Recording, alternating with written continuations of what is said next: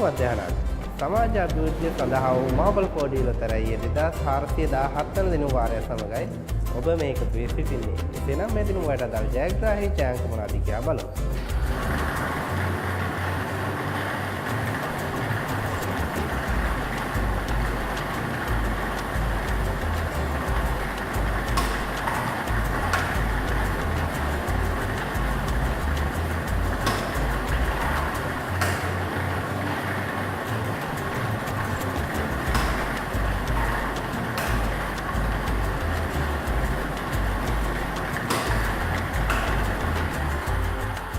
මේ දින වාරයට අදාළ ජයග්‍රාහී ඡායාංක වන්නේ අංක 3, අංක 2, නැවතත් අංක 2 සහ අංක 4.